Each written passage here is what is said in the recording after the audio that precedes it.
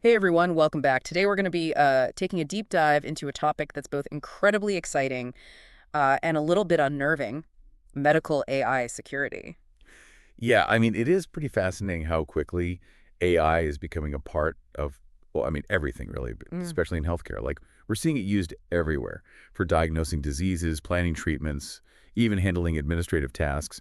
Uh, Right, exactly. and with all this integration, all this software, all this AI becoming part of medical systems, I mean, it really does open up this whole new set of security risks. And that's what we're going to be looking at today. Yeah. We've got this academic research paper that goes deep into those risks, and I got to tell you, it's a bit of an eye-opener. Yeah, for sure. By the end of this deep dive, you'll understand the threats, the vulnerabilities, and really why it's so important to start asking the right questions about the security of medical AI. Yeah, what's so crucial to understand here is that we're not just talking about protecting algorithms and software. We're talking about safeguarding human lives. Right, the stakes are really high here. Yeah. Okay, so let's start.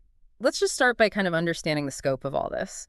The research paper paints a picture of a booming medical AI market.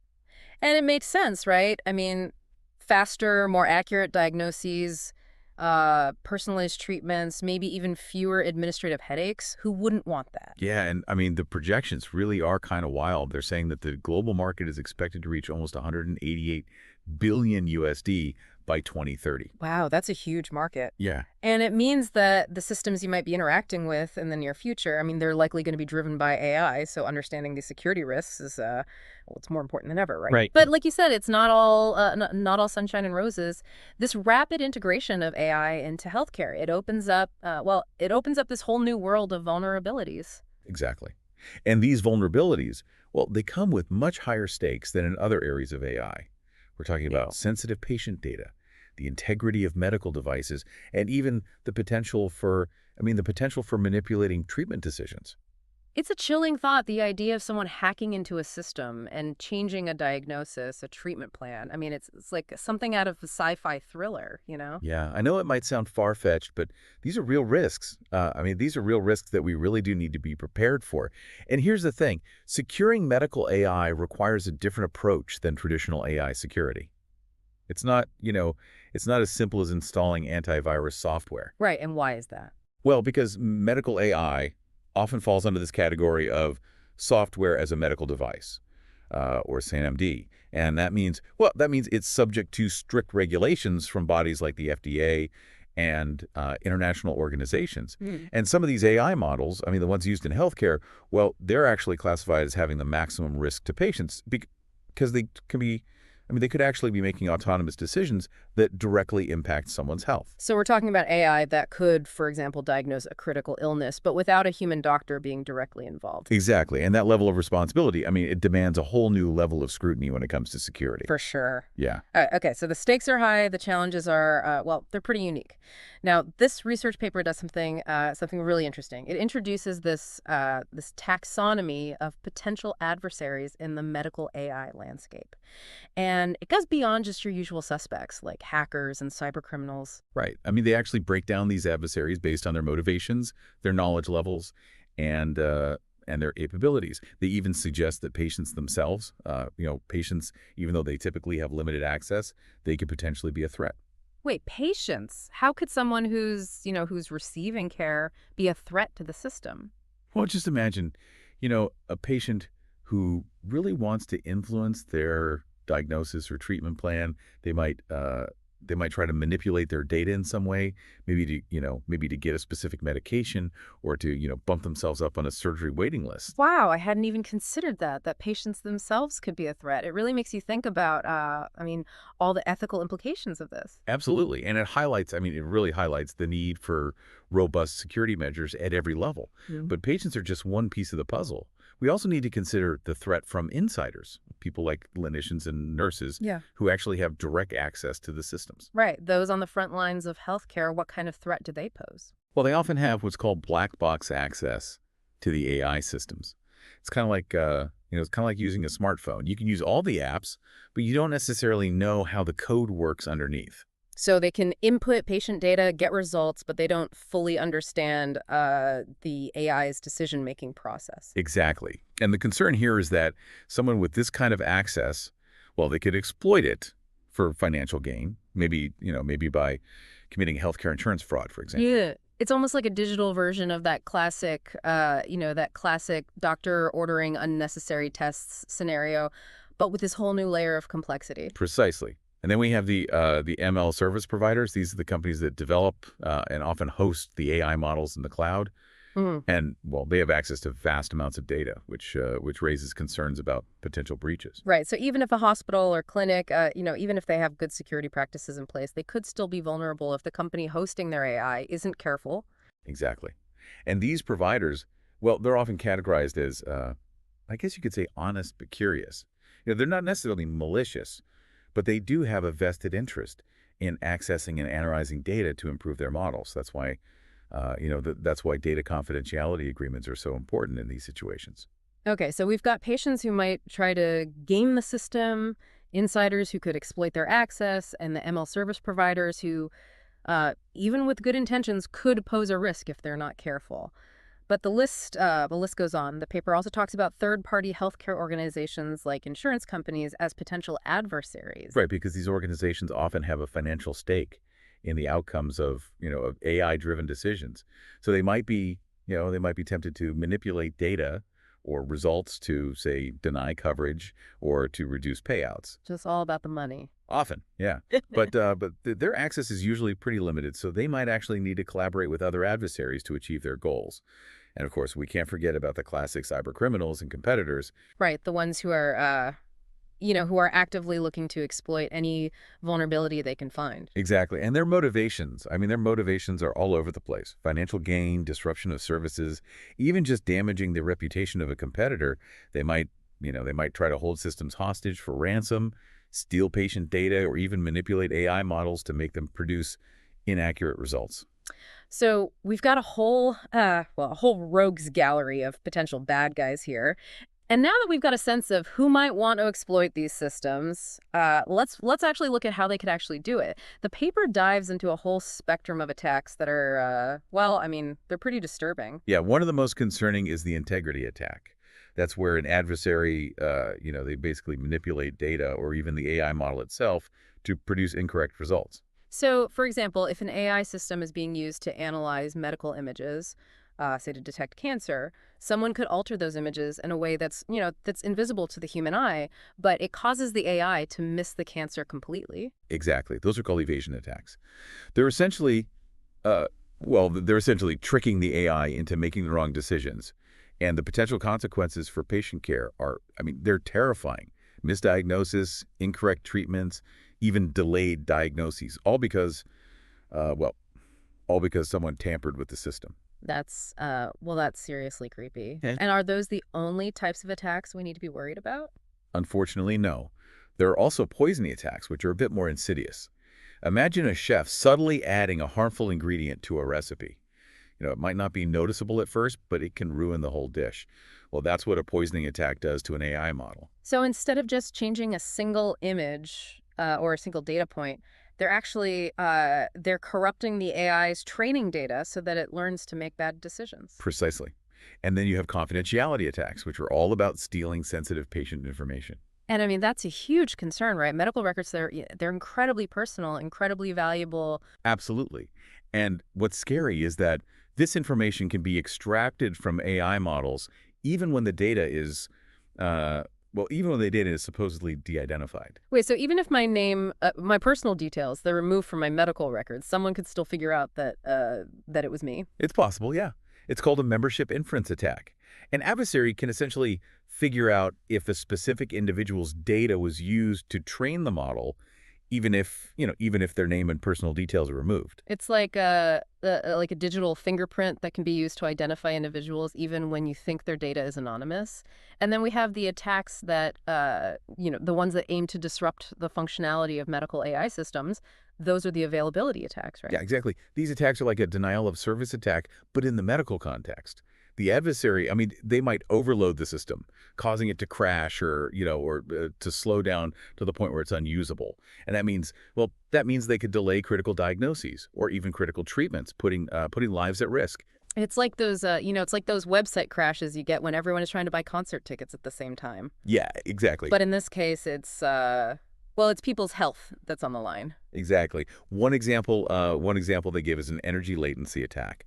So imagine an adversary forcing the AI system to consume so much energy that it becomes incredibly slow. Yeah. So you're waiting hours for a diagnosis just because someone is intentionally bogging it down. So we've got these incredibly sophisticated attacks, this whole range of adversaries with different motives, and all of this is happening in a field that's still relatively new and rapidly evolving. It's pretty unsettling. It certainly is, but the good news is that researchers are actively working on ways to combat these threats, and there's some promising areas of research that could lead to more secure medical AI systems in the future. That's a relief to hear. Well, in part two of this deep dive, we'll explore those underexplored areas and hopefully find some reasons to be optimistic about the future of medical AI security. Welcome back, everyone. In the first part of our deep dive, we explored some of the potential threats to medical AI security, and to be honest, it was a little unsettling. But now let's shift gears a bit and talk about what's being done to fight back. Yeah, I mean, this research paper, it highlights some fascinating areas where more research is needed, particularly when it comes to specific types of data and attacks. Okay, so we've established that the bad guys, they've got a whole arsenal of tricks up their sleeves. But what are the researchers doing to counter those attacks? I mean, where are the gaps in our knowledge and what's being done to fill them? Well, one area that hasn't really received as much attention as say medical image classification systems is electrogram diagnostics. We're Right. talking about ECG data, the stuff that measures your heart's electrical activity. Right, ECGs. I remember getting one as a kid, and all those wires hooked up to me seemed pretty intimidating at the time. But so what kind of attacks are we talking about here? Well, one study looked at membership inference attacks on ECG data. Remember, those are Yeah. the attacks where someone tries to figure out if a specific person's data was used to train the AI model, even if their name and personal details are removed. Right, like a digital fingerprint. So are they saying those attacks are a big threat to ECG data? Actually, the findings they were a bit reassuring. They found that the effectiveness of those attacks, it really depends on how much control the attacker has over the training data. And in a real-world scenario, well, it's unlikely that an attacker would actually have enough access to pull off a successful attack on ECG data. Okay, so maybe we're not quite as vulnerable as we thought in that area, but didn't you mention something about backdoor attacks on ECG and EHR data? Those sounded a lot more worrisome. Yeah, those are definitely a cause for concern. The research, it suggests that it might be possible to inject malicious code, or backdoors into these systems. And what makes these attacks so dangerous is that they can be incredibly stealthy. You might not even know your system has been compromised until it's too late. So it's like a sleeper agent embedded within the AI, waiting for the right moment to strike. That's a pretty chilling thought. It is. Imagine an attacker creating a backdoor that only triggers under very specific conditions, like when if a certain type of patient data is entered. It would be incredibly difficult to detect, and the potential for harm is, well, it's enormous. Yeah. Especially when you consider that this could be done with EHR systems, the ones used for everything from diagnosis to treatment planning. Okay, so we've got membership inference attacks on ECG data that are probably less of a threat than we thought, and then these backdoor attacks that are potentially way more dangerous than we realized. What other areas are researchers looking into? Another area that's ripe for further investigation is untargeted poisoning attacks. These are a type of availability attack. Remember, the ones designed to disrupt the functionality of the system. Think of it like someone intentionally causing a traffic jam to slow everything down. Right, like those website crashes you get when everyone's trying to buy concert tickets at the same time, but with potentially life-saving systems. But why are these attacks so difficult to pull off? Well, to conduct a successful untargeted poisoning attack, you generally need access to the original training data or to the model's architecture, and that information is usually pretty tightly guarded. So it's not impossible, but it's a much higher bar for the attackers to clear. Exactly, and that's particularly true for image segmentation and EHR diagnostic models, it's much, much harder to poison those systems without that, without that insight or knowledge. But still makes you wonder if even simple modifications to data, like, like typos in medical records can be exploited. How do we build medical AI systems that are both accurate and resilient to these kinds of subtle manipulations? Yeah, that's the million-dollar question. It's something that researchers are actively grappling with. It's a multifaceted problem that requires a combination of approaches. Like what? Give us a sneak peek at some of the things they're working on. Well, for one, they're trying to improve the robustness of the algorithms themselves.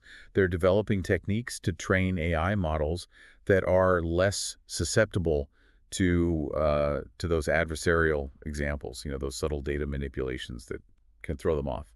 So kind of like training the AI to be more discerning, to Yep. spot those tiny inconsistencies that might indicate an attack. Exactly. It's like, Yeah. it's like giving the AI a more finely tuned sense of smell, so it can sniff out those bad apples. I like that analogy. So they're working on making the AI itself more resilient. What else? Yeah.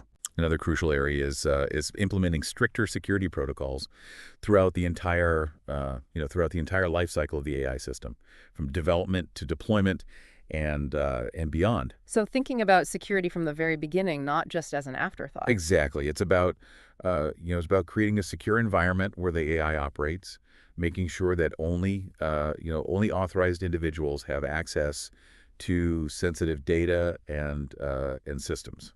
So that involves things like access controls, encryption, and regular security audits. It sounds like a lot of layers of protection. It is, yeah. Yeah. But even with all that, we still need better detection mechanisms. We need ways to catch those attacks before they do any real damage. So we can be proactive instead of reactive? Precisely. Researchers are working on developing tools and techniques to identify suspicious activity. They're looking for unusual data patterns or anomalous model behavior that could indicate that an attack is underway. So kind of like a security camera that's specifically tuned to spot the subtle signs of an AI attack. That's a great analogy. Yeah. And the faster we can detect these attacks, the quicker we can respond and mitigate the potential harm. It's like having a smoke detector for AI systems, so you can put out the fire before it spreads. Exactly. And beyond these technical solutions, there's also a need for greater awareness and education among healthcare professionals. So doctors and nurses are more aware of the risks and can spot potential problems before they escalate. Precisely. The more informed they are, the less likely they are to fall victim to phishing scams Sure. or other social engineering tactics that attackers might use to gain access to systems. It sounds like we're in the early stages of a very long and complex battle, but at least we're starting to understand the enemy, and that's the first step to winning the war. Absolutely. And in the final part of this deep dive, we'll explore what a more secure future for medical AI might look like, including how patients themselves can actually play a role. Welcome back to the final part of our deep dive into the security risks of medical AI. We've covered a lot of ground, from the different types of attacks and who might launch them, to the research gaps that need to be filled. It's been a wild ride, but now let's talk solutions. What can actually be done to protect these systems and ultimately the patients who rely on them? Well, this is where the discussion gets really interesting, because securing medical AI, it's not just about finding a single technical silver bullet. Right. It's not as simple as just installing a better antivirus program or something like that. Exactly. It requires a more holistic approach, one that involves stakeholders from across the entire healthcare ecosystem. So we're talking developers, clinicians, regulators, maybe even patients themselves. Absolutely, everyone has a role to play. But on the technical side, one of the key areas is improving the robustness of the AI models themselves. And when you say robustness, you mean making them more resilient to attacks, right? Exactly. Think of it like training these AI systems to be much smarter, much more resilient against those sneaky data manipulations that we talked about. Researchers are developing techniques to make AI models less susceptible to things like adversarial examples, which are those those tiny, often invisible changes to data that can throw the AI off. So even if an attacker tries to poison the data or inject a backdoor, a more robust AI is less likely to be fooled. That's the idea. But it's not just about, it's not just about making the AI stronger. It's also about building more secure environment around it. That means implementing stricter security protocols throughout the entire life cycle of the AI system, from development to deployment and beyond. So things like access controls, encryption, and regular security audits to make sure everything is locked down tight. Precisely. It's about creating a system where only authorized individuals have access to sensitive data and to the AI models themselves. Right, that makes sense. But even with the strongest AI and the most secure environment, there's still a chance that something could slip through the cracks. That's where better detection mechanisms come in, right? Absolutely. We need ways to catch those attacks before they do any real damage. Researchers are working on tools and techniques to identify suspicious activity, like unusual data patterns or anomalous model behavior that could that could indicate that an attack is underway. So it's like having, like a security camera that's specifically tuned to spot the subtle signs of an AI attack. Exactly, and the faster we can detect those attacks, the quicker we can respond and mitigate the potential harm. It's almost like having a smoke detector for AI systems. You want to be alerted as soon as there's a hint of smoke, so you can put out the fire before it spreads. That's a great analogy. Yeah. But technology is only part of the solution. We also need to focus on the human element. That means educating healthcare professionals about the risks and how to protect themselves. So making sure doctors and nurses understand the importance of strong passwords, being wary of phishing scams, and all those cybersecurity basics. Absolutely. The more informed they are, the less likely they are to fall victim to social engineering tactics that attackers might use to gain access to systems. But it's not just about it's not just about protecting the systems. It's also about empowering patients. Mm. What role do patients play in all this? Well, patients need to be educated about the potential risks and benefits of medical AI. They have a right to know how their data is being used and to have a say in how these systems are developed and deployed. So it's about transparency and giving patients more control over their own health information. Exactly. It's about building trust, which is essential for the widespread adoption of medical AI.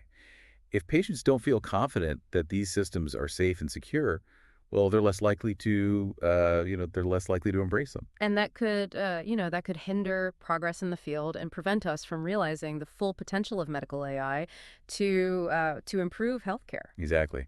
That's why it's so important to have these conversations, to raise awareness about the risks, and to work collaboratively to find solutions. I mean, the future of healthcare depends on it. Well, that brings us to the end of our deep dive into the security risks of medical AI. It's been a fascinating and at times a little bit frightening journey. We've learned about the threats, the vulnerabilities, and the potential consequences if things go wrong. But we've also explored some reasons for optimism. Absolutely. While the threats are real and constantly evolving, so too are the defenses.